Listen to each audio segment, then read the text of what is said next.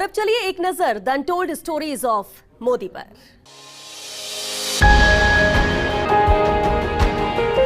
मोदी जी सुबह 6 बजे से रात 12 बजे तक काम करते हैं। साथ ही पीएम की सोचने की क्षमता काफी इंप्रेसिव है।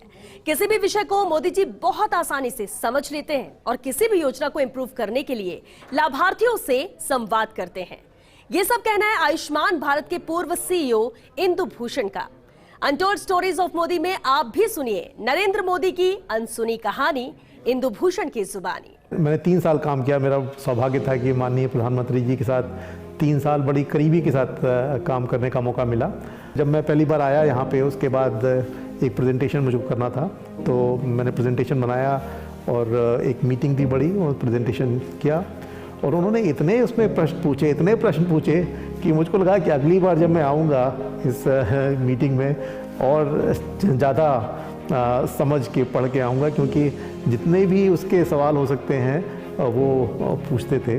जो हम लोग की मीटिंग चलती थी, जब ये डिज़ाइन हो रहा था तो 6-6 घंटे मीटिंग चलती थी और हम लोग थक जाते थे, लेकिन वो नहीं थकते थे। उनका जो चेहरे पे तेज था और जो प्रश्न पूछने का तरीका था बिल्कुल वही रहता था। और हम लोग सोचते रहते थे कि कब मीटिंग ख़त्म हो, क्योंकि अब घर जाएं खाना खाएं, लेकिन उनको कोई दिक्कत नहीं होती थी। और वो एक दिन नहीं इस तरह करते हैं, वो रोज़ करते हैं। उनके वीकेंड्स नहीं होते हैं, कोई छुट्टी नहीं लेते हैं। और हमको पता नहीं कैसे, कहाँ से उनको जो स्रोत है ऊर्जा का कि सुबह 6 बजे लेकर शाम के रात के 12 बजे तक काम करते हैं। कई मीटिंग उनके साथ रहा हूँ और जो प्रेजेंटेशन होते थे उसकी जो मेन मुद्दा है उसको वो तुरंत पकड़ लेते थे।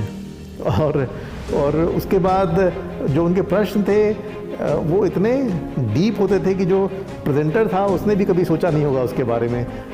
तो आई थिंक जो उनकी जो इंटेलेक्चुअल कैपेसिटी है और सोचने की क्षमता है और जो एनालिसिस की क्षमता है वो काफ़ी इम्प्रेसिव है। जब भी कहीं जाते थे तो वो कहते थे कि मुझको एक गोष्ठी करनी है आयुष्मान भारत के लाभार्थियों के साथ।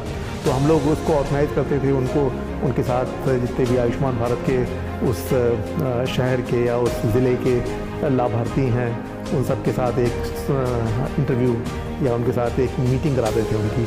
और मीटिंग के बाद वो हर एक से पूछते थे कि आपको क्या प्रॉब्लम थी, आपका क्या बैकग्राउंड है और आपको किस प्रकार से आयुष्मान भारत की से सहायता मिली। और उस पर अपना वो बनाते थे मानस कि क्या क्या और हो सकता है इम्प्रूव करने के लिए। तो मेरा मानना है कि कम से कम 1000 से अधिक आयुष्मान भारत के लाभार्थियों से वो 2-3 महीने के अंदर मिले थे।